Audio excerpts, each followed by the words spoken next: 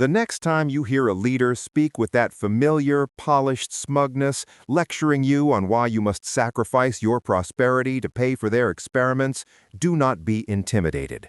Look at the coal burning in the Ruhr, the diluted dollars in your wallet, and the family farm sold to a conglomerate. Just tell them, you get an F-.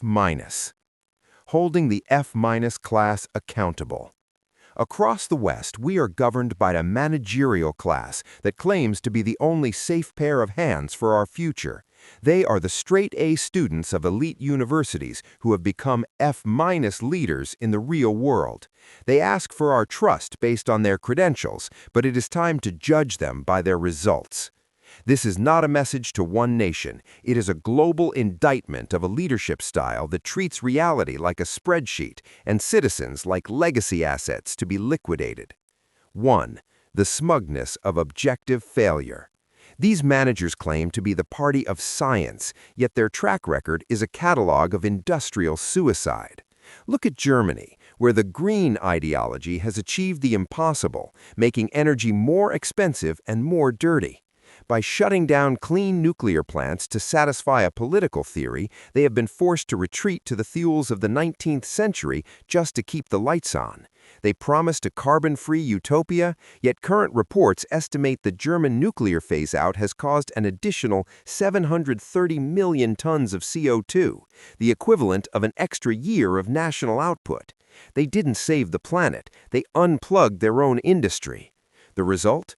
The sale of ThyssenKrupp, the 200-year-old iron soul of Europe, to India.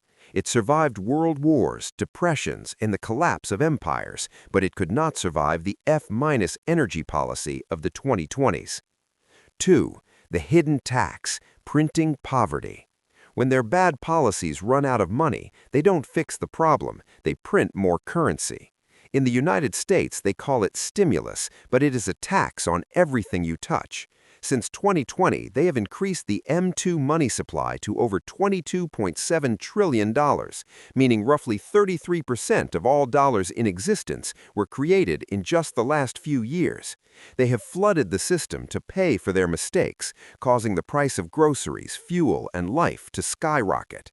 The result? They are diluting the value of your hard work to cover their own debts. You are working harder just to stay in the same place, while the state gets richer on the devaluation of your savings. 3. The great sell-off, from citizens to tenants.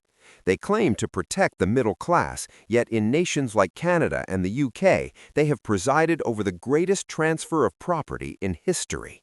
They have treated housing not as a home for families, but as a global asset class for foreign investors and private equity.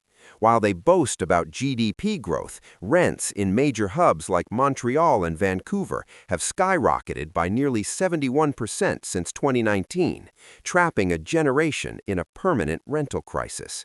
The result? The average young family is now a tenant in their own country, sending their rent checks overseas to pay for the success of the global market. 4. The agricultural betrayal. There is no greater hypocrisy than the treatment of the farmer, particularly in France. The local producer is demonized as a polluter, crushed under estimated 400,000 regulatory standards that make traditional farming nearly illegal. Yet these same leaders are eager to sign trade deals like Mercosur that allow the import of 99,000 tons of beef from South America, meat often raised on land cleared from the Amazon rainforest. They drive the world's most sustainable farmers out of business to replace them with competitors who are literally clearing the planet's lungs. The result? They don't care about the environment, they care about the transaction. 5. The Western illusion. GDP without prosperity.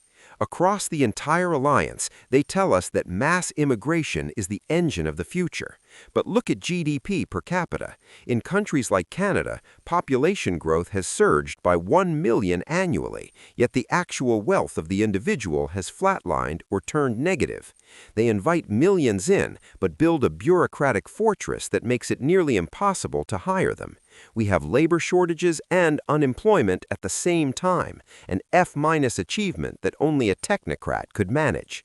The verdict? We do not need more management. We need a return to reality. You cannot champion the environment while you burn German coal and import Amazon beef. You cannot protect the middle class while you sell their homes to global equity firms. You cannot lead the free world while you inflate away the American dream. The managers have failed. It is time for them to get out of the way. So the next time you get a lecture from their smugness, just tell them you get an F-.